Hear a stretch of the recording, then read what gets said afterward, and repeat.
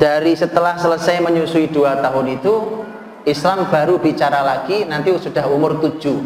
Dan bukan berarti kosong, bukan ya? Ini bukan kosong, tetapi ini harta yang diberikan. Tek di angka 7. Ya, dan seharusnya begini, Mak. Ini negara juga. Seharusnya kalau mau berhasil memperhatikan tangga ini tentang generasi masa depan bangsa ini loh. Perbaikan bangsanya harusnya begitu. Harus juga memperhatikan itu. Baik, jadi 3, 4, 5, 6 yang oleh para ulama pendidikan Islam ini adalah masa untuk menyiapkan mereka menghadapi masa kanak-kanak akhir. Ini masa kanak-kanak awal untuk menghadapi masa kanak-kanak akhir, dan juga untuk menyiapkan dia menghadapi fase tamyiz dalam Islam namanya.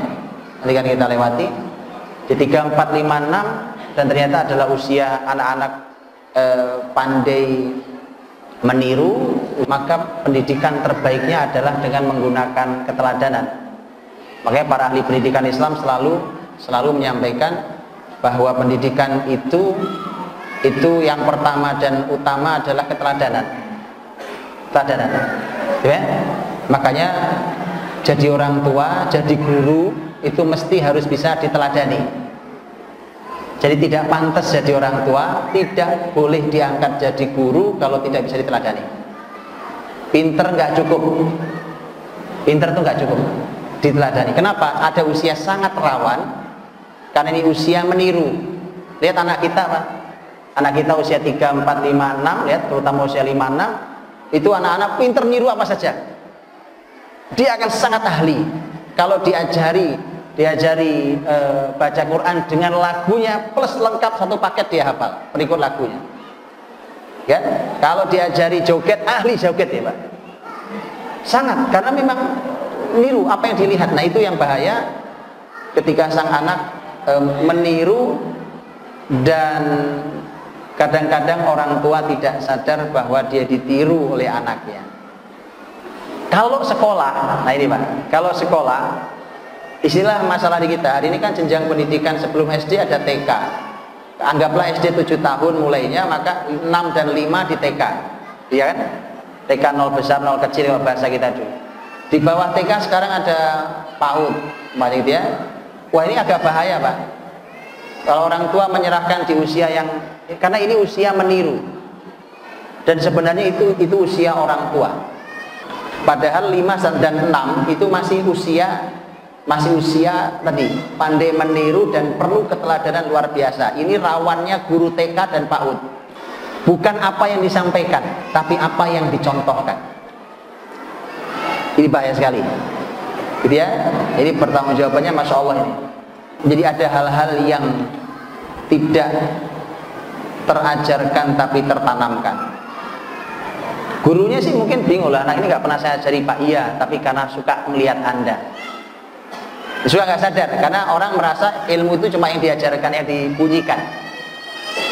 Apa yang disaksikan oleh anak-anak itu menjadi panduan buat mereka untuk meniru.